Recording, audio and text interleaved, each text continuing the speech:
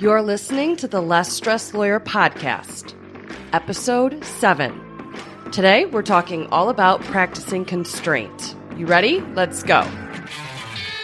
Welcome to the Less Stressed Lawyer, the only podcast that teaches you how to manage your mind so you can live a life with less stress and far more fulfillment. If you're a lawyer who's over the overwhelm and tired of trying to hustle your way to happiness, you're in the right place. Now, here's your host, lawyer turned life coach, Olivia Vizacaro. Hello.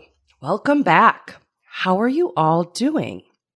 I just got back from my coaching school's annual mastermind event in Austin that I mentioned last week, and my goodness, was it incredible. I can't say enough about being surrounded by like-minded people who inspire you and push you to be the best version of yourself. That was definitely my experience last week, and I can't rave about it enough. It's such an opportunity to create community, bond with my peers, and up-level myself in so many different ways. Having so recently experienced my own mastermind experience that I was a part of as a client of a coaching school, it's made me all the more excited than I even was before to launch my own group coaching program, the Less Stressed Lawyer Mastermind. Enrollment for that just opened up. It's a 6-month-long group coaching program, and it's going to kick off with an incredible in-person live event. I absolutely love in-person events, and that was so important for me to include when I designed this mastermind. I wanted to give people an opportunity to come together, meet their peers, bond with them, create community, inspire one another, learn from one another, all the things that I just got to do myself in Austin. I want to give that to my clients. So I designed it to be part of the process. I can't wait for people to experience it for the first time. It's going to be incredible. Make sure you stick around to the end of this episode, and I'm going to give you the specific details that you need to know so you can learn all about the Less Stressed Lawyer Mastermind and how to enroll in it, okay? But we'll put a pin in that for a second. Now I want to turn to today's topic. It's another one of my favorites. Today, we're talking all about practicing constraint. Now, what is practicing constraint? Basically, it's where you create a limitation or a restriction that you put on yourself, and you do this because it simplifies your life. This may look like eliminating or subtracting things from your life, or it may look like constricting the choices you give yourself or the options that you make available that you have to choose from. You basically just put up parameters in certain areas of your life, and you live within those parameters as a means of making your day-to-day life easier. Now, why do we want to practice constraint? Simply stated, because it helps us simplify our lives. One of the biggest issues my clients and other attorneys as well, one of the biggest issues they struggle with is feeling overwhelmed. Overwhelm is often caused by a lack of constraint. You see, we mistakenly believe that having options is amazing. Like the more options we have, the better. We love thinking that we love having options. But that's actually a thought error, because having too many options or having too many things to do leads to overwhelm. It oftentimes causes confusion. We don't know where to get started. We don't know what to focus on first, where to turn our attention. And it leads to a sense of overwhelm, okay? So it's not as ideal as we tend to think that it is. So when we have a lack of constraint or we fail to practice constraint, we tend to feel overwhelmed. And this tends to be a problem. What's the problem with feeling overwhelmed? Well, first and foremost, it just feels uncomfortable, right? Who likes to feel overwhelmed? Experiencing that feeling is in and of itself unpleasant. And if one of the reasons that you're tuning in to the Less Stressed Lawyer podcast is to feel better on a daily basis, if that's one of your goals, one of the fastest ways to accomplish that goal is to reduce the extent of the overwhelm that you experience. Also, take a second and think about how you show up when you feel overwhelmed.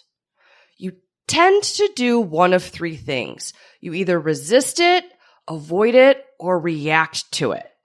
When you resist feeling overwhelmed and you pretend it isn't there, first of all, it ends up bubbling to the surface later because what we resist always persists. I know that sounds cheesy, but it's so true. Also, resisting or bracing against negative emotions like overwhelm is exhausting. Think about how tired your arms get if you hold a beach ball underwater. You've got that resistance coming up. That beach ball wants to pop to the surface. So it requires a lot of your effort to keep it pressed down, submerged under the surface of the water. Another example of this, imagine carrying an hors d'oeuvre platter around at a party. I did this one time to help a friend out of a jam. She worked for a fine dining establishment. This was when we were a lot younger. And she asked me to be like a cater waiter at the cocktail reception of a wine tasting event, a wine auction. And I had to walk around all night long with an hors d'oeuvre platter. And it looks super easy, right? How hard can it be? But you have your arms extended sort of at a 90-degree angle so that tray can be right in front of you. You can offer it to the guests. And it doesn't look like it's going to be as heavy as it is, but as 20 minutes, 30 minutes, 40 minutes, an hour goes by, it starts to get heavier and heavier. You start to notice it, and it becomes really grueling to keep your arms in that position and to continue holding it upright. You want to drop the platter, or at least I did. Again, it requires a lot of effort. It ends up being much more exhausting, much more of a strain. In that sense, it was a physical strain. But when we resist our negative emotions like overwhelm, it becomes emotionally straining, emotionally taxing, tiring, so to speak. So resisting our negative emotions like overwhelm will make us feel emotionally exhausted.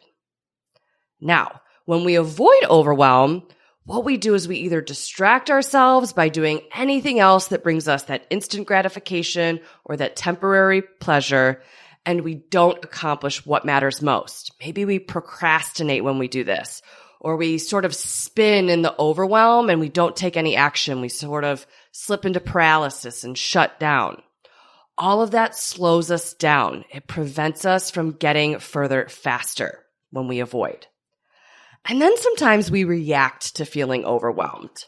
If you've ever felt like you were overwhelmed and then you ran around like a chicken with your head cut off, taking a really reactive approach instead of a proactive approach to whatever it is that you want to do, you're reacting to the overwhelm. And you know that when you react in that manner, it doesn't create your desired results. You might hit the low-lying fruit instead of focusing on the thing that really moves the dial. You're not being intentional with how you spend your time and with the action that you take. Reacting in that way is not going to help you accomplish the goals that you've set out to accomplish. So ultimately, whether you are resisting, avoiding, or reacting to overwhelm, responding to overwhelm in any of these ways keeps you from doing your most meaningful work. So if you're experiencing overwhelm and you're totally over it, you're going to want to master the art of practicing constraint. All right? And that's what we're talking about today. Now, just like I've done in some of the other episodes, I'm going to give you several examples of what this looks like in practice. So you can take inspiration from those examples and come up with different ways that you can practice constraint in your own life in order to simplify your life. Before I do that, though, I want to explain one more thing. Practicing constraint is going to look a lot like making decisions ahead of time, which I discussed in episode 5 of the podcast. All right? Making decisions ahead of time and practicing constraint are two different concepts. Now, they work in tandem, but they aren't identical. Constraint focuses on limiting your options, right? Creating those parameters that you proceed to operate within. You can make a decision ahead of time about the ways you'll constrain, how you will constrain, what you will constrain to, and then you follow through with that decision ahead of time by practicing constraint. But constraint's a little different. Again, it goes back to creating those parameters, setting those limitations for yourself. Again, they're similar, they just aren't identical. With that said, now let's go through some examples on how to practice constraint. Now, in the broadest sense, there are tons of ways that you can practice constraint. You can practice it when it comes to what you do, when you do it, what you give your attention to, what you consume, the options you allow yourself to have, the goals you pursue. There's so many different areas in which you can practice this concept. As far as examples go, I'm going to start with discussing the practice of constraint as it relates to constraining what you consume. I think this is such an important area in which to practice constraint because we spend so much of our time in consumption mode. So ask yourself, what am I consuming right now? And I don't mean right now as in the second that you're listening to this podcast. That's exactly what you're consuming right now, right? What I mean is in this season of your life, what are you consuming? Do a quick audit. Take an inventory. What do you listen to? What do you consume? Where do you get your information? What goes through those ears of yours or your eyeballs, right? What goes into that brain of yours? What information are you taking in? Where do you get it? Is that information positive or negative? Kind of do that audit. Think about the news that you consume, the TV that you consume, movies, sources of entertainment, podcasts. What do you consume on social media? Who do you listen to? Public figures, friends, family members, all of those sources. Who do you have conversations with? Maybe it's coworkers, colleagues, right? Other people in your industry.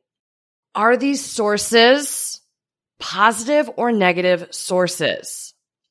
If you aren't sure whether they're positive or negative, ask yourself, how do you feel when you interact with these sources of information?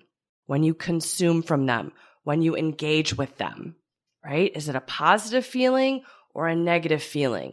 Do you feel more discouraged? Do you feel more worried or anxious, stressed, overwhelmed, defeated, maybe angry, maybe righteous, outraged, emotions like that? If you're consuming information from sources and you find yourself emotionally worked up, emotionally charged, so to speak, you want to take note of that.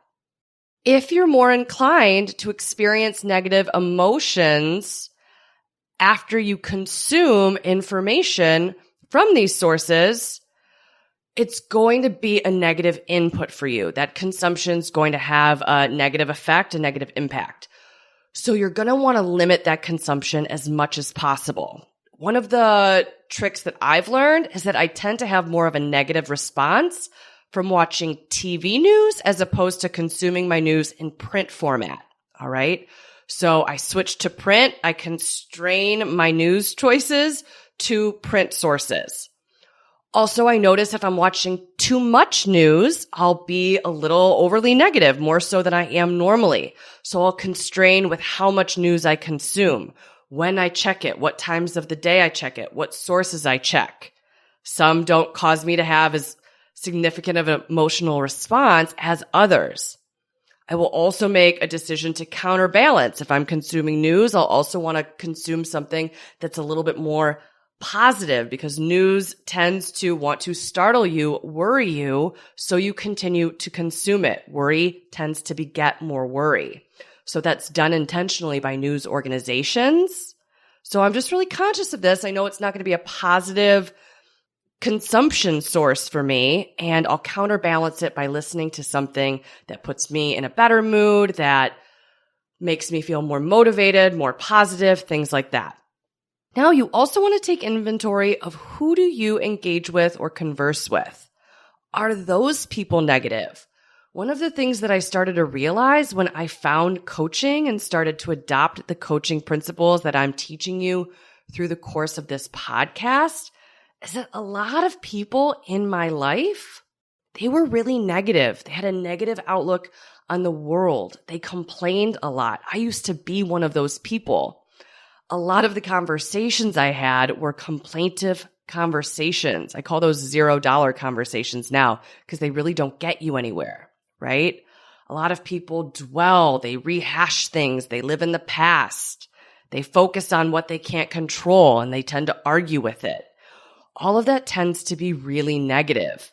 So if you're listening to other people complain, if you're listening to them kind of sit in their own victimhood, that's not going to be useful for you. I like to tell people you want to focus on solutions, not on problems. So if people in your life are really focused on the problems that they're facing and they're not being resourceful, they're not solutions oriented, you might find that that is a negative consumption source for you, and you will probably want to practice constraint and reduce or altogether eliminate your exposure to that source of information or engagement. Okay. This applies even to those sources that are closest to you, the people that are in your inner circle. You might find that they're really negative. So you might want to constrain how much you interact with them, how you interact with them, what you talk about, things like that.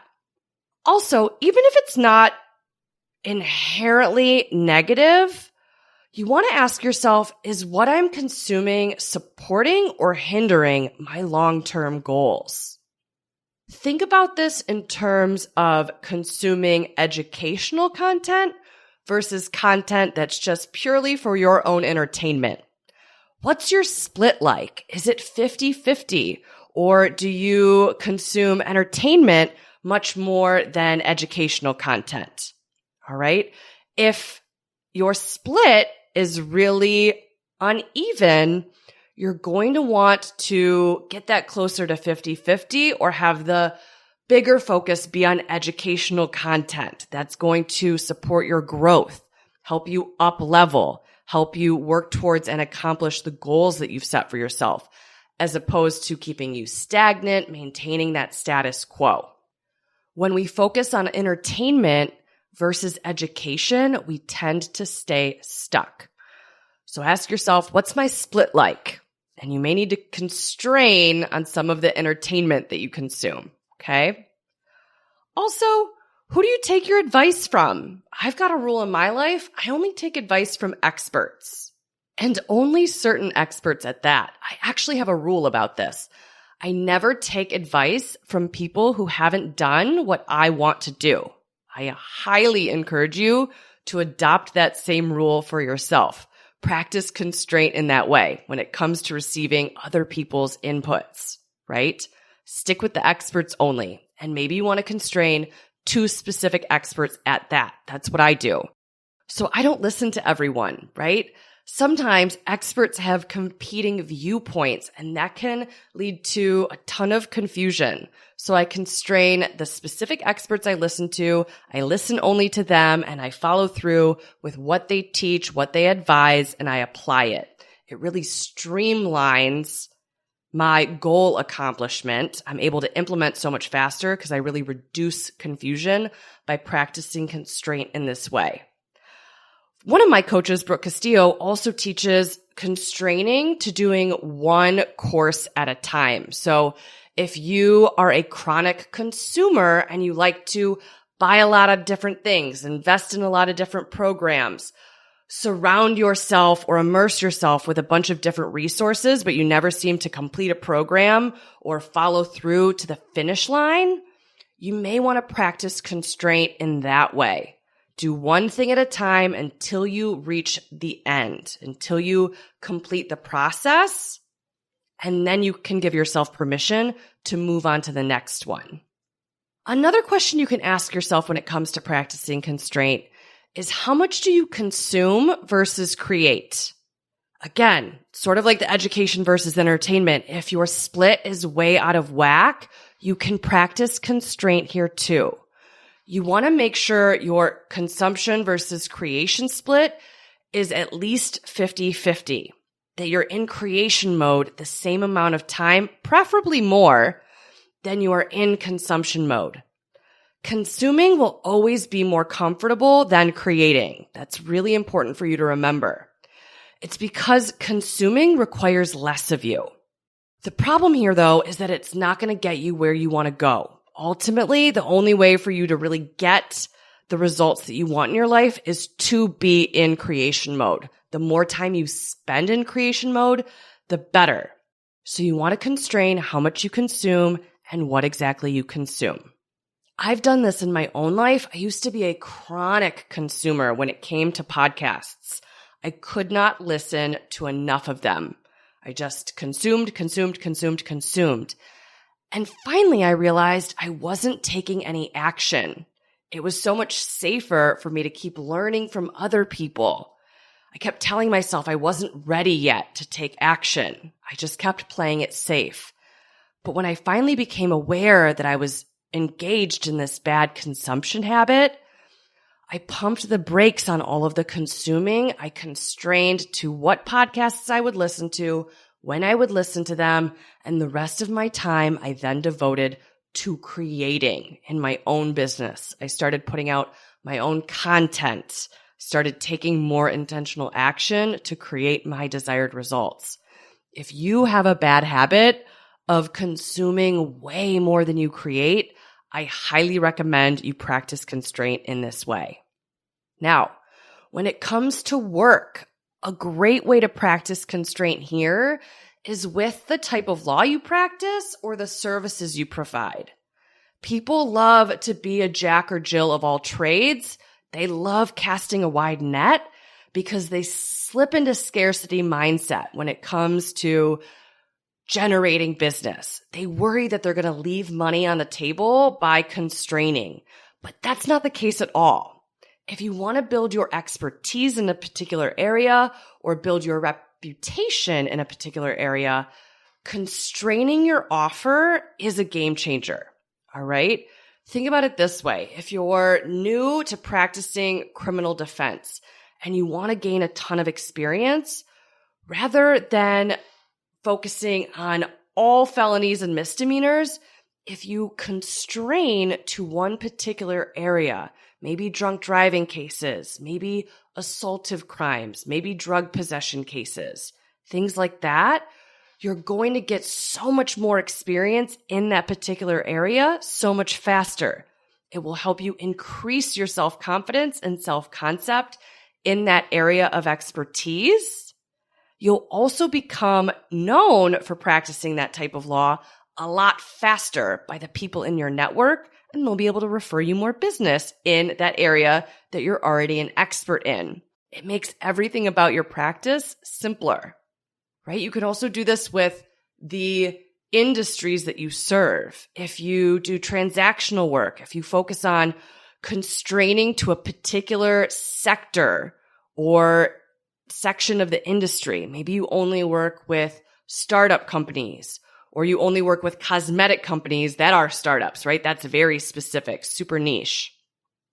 Constraining in that way, your name is going to become so much more well-known throughout that industry. You're going to be seen as an expert in that area. So you're going to get a lot further faster when you constrain in that way.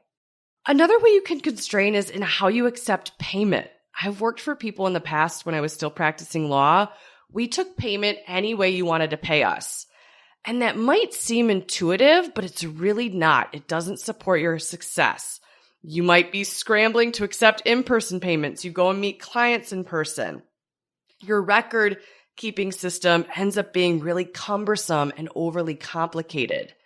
If you practice constraint rather than accepting payments in a million different ways, you can just accept them in one way. Streamline the process.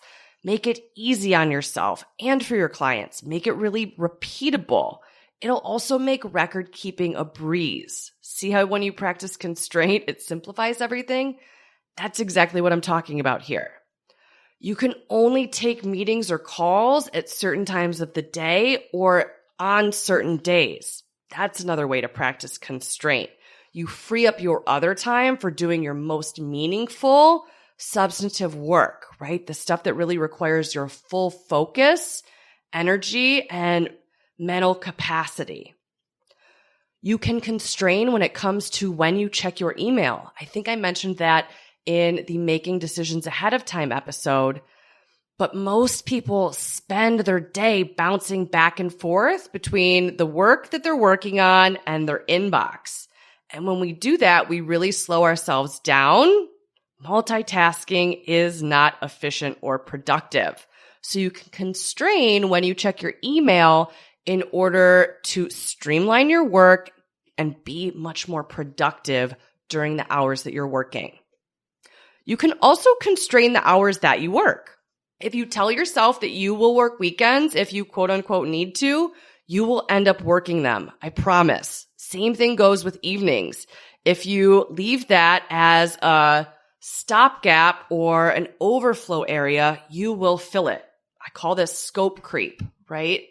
If you constrain to I only work from 9 to 5 or 10 to 6 or 10 to 5 or 10 to 4, really whatever it is that you choose, if you constrain to those hours, you're going to be so much more efficient and make such better use of that time. You will take as long as you give yourself to get the work done. So you can constrain in that way too. I also love constraining when it comes to my calendar. I only use one calendar. I used to use multiple calendars, one for my personal life, one for work, things like that. Now I just constrain to one. And I do this because it simplifies my life so much. Everything syncs. Everything's all in one place. I don't have to check multiple different sources in order to figure out whether I have a conflict or not. Everything's always accurate. It's all in one place and it's up to date. Another awesome area to practice constraint are the social media platforms that you choose to market yourself on. I do this. There are so many different platforms available to us, but when it's just you, it's really hard to show up everywhere. And if you attempt to, you really dilute your efforts, right? I'd rather have you be one place really ubiquitously versus trying to be everywhere, but really showing up nowhere because you show up so infrequently. So I constrain to 2 platforms, LinkedIn and Instagram. There are plenty others. I just constrain to those 2 so I can show up with much more of a significant presence. It's a great way to get faster results on the platforms that you do choose to show up on. Speaking of marketing, I also constrain with the actions that I take as part of my marketing efforts. As you're working to develop your own book of business, this is something you can do too.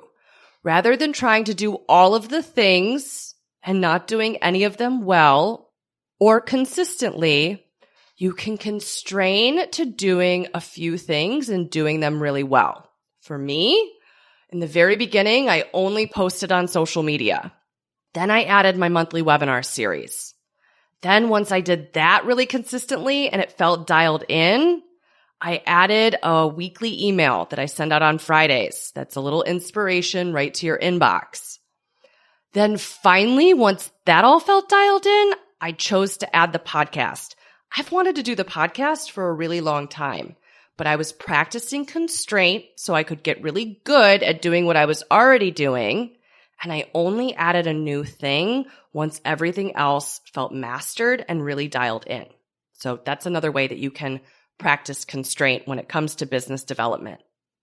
Another really important area to practice constraint is when it comes to setting and working towards goals. You want to focus on no more than 3 goals at a time. And you can break this up into 2 different categories if you want to. 3 short-term goals and 3 long-term goals. It does not have to be 3. It should just be no more than 3. Sometimes I only like to constrain to 1 goal at a time, just because I know that by practicing constraint in that way, I'm going to see so much more progress in such a shorter amount of time. All right.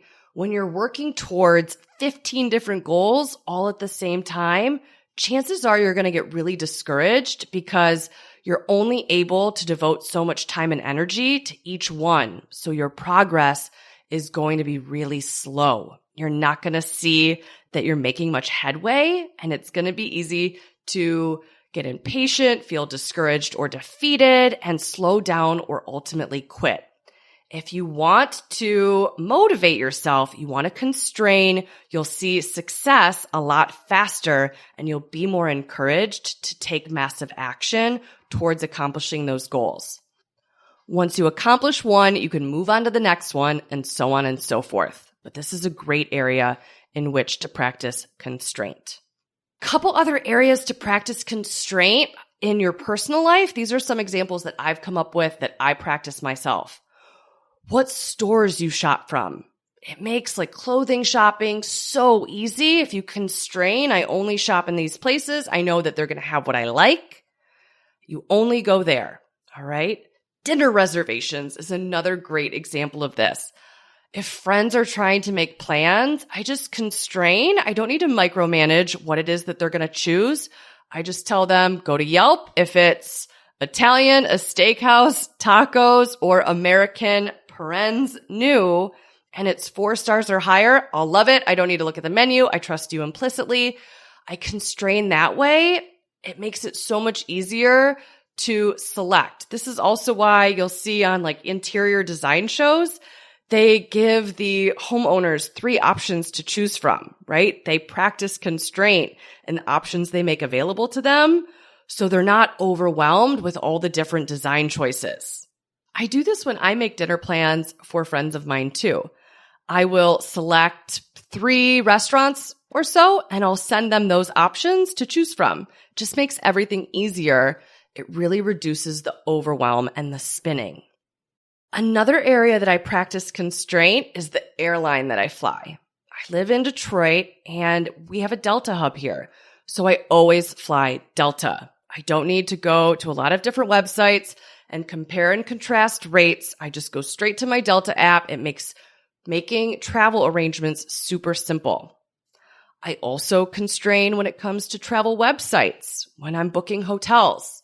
There are so many different options out there available to us. And I'm sure plenty of them are great. I just don't like to spin in the overwhelm and indecision that comes from having too many options. So I only use booking.com, Hotel Tonight, or I book directly through the hotel website. Those are the 3 options that I give myself. Another great way, and I talked about this in making decisions ahead of time, I think people hate making decisions when it comes to what they're going to eat. So you can constrain substantially when it comes to what you eat at specific meals, when you eat them. One of my rules during the weeknight is for dinner, I just keep it really simple. Protein and a vegetable. I can grill that. I can use my air fryer. I can saute something, roast it, any of those options, but it's going to be a vegetable and a protein. That's simple. All right. That's a great way to practice constraint and really reduce the overwhelm or decision fatigue. All right. Those are plenty of examples to get your gears moving, to get you to start thinking of how you can practice constraint in your own life in order to overcome the overwhelm that you experience and make your life simpler. Now, practicing constraint might sound easy peasy, but people really struggle with this concept when they go out and try and put it into practice. So let's discuss the obstacles that you encounter when you try to practice constraint. And you guys can't see me right now because obviously this is an audio format. It's a podcast. But I just said try in air quotes. And the reason I did that, first and foremost, I absolutely hate that word. And you'll hear me say that time and time again and explain why throughout the course of this podcast. Ultimately, trying just means not doing. That being said, when you go to practice constraint, here are some of the obstacles that you may encounter that cause you to simply try and not do because you abandon your efforts to constrain and you don't follow through with practicing it. Obstacle number 1 are the negative thoughts that you have about practicing constraint. When I use the word constraint with my clients, I see them cringe. They think that it is the worst. They think thoughts like it's hard, that they're being really controlled, that they're limited, that it's super restrictive. They just don't like the sound of it. They have a really negative association with the concept of constraint. And if you think about constraint in this way, you will not do it. because those thoughts are going to make practicing constraint simply too uncomfortable. And that's the other obstacle when it comes to practicing constraint. Your discomfort avoidance. You aren't going to want to feel those negative feelings that come from the negative thoughts that you think about practicing constraint. Negative feelings like feeling constrained, feeling controlled, restricted, maybe bored, limited, deprived, or I know this doesn't sound like an emotion, but I've decided that it is one. You're going to feel that sense of FOMO, right? The fear of missing out.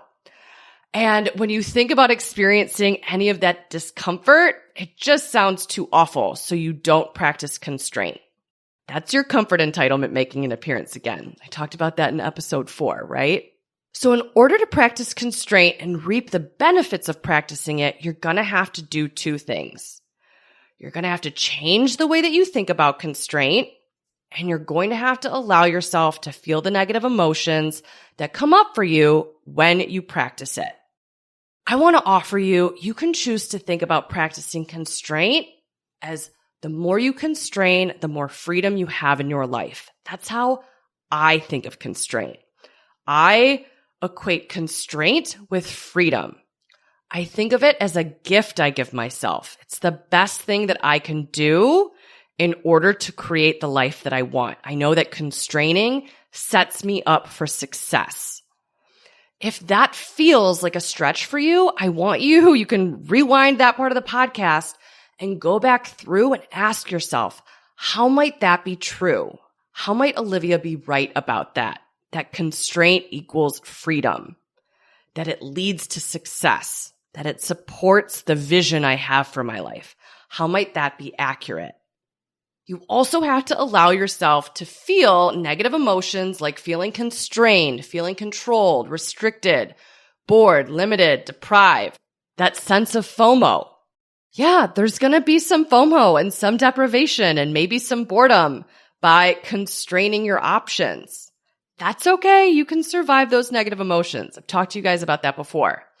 Allowing yourself to experience those emotions is how you get further faster.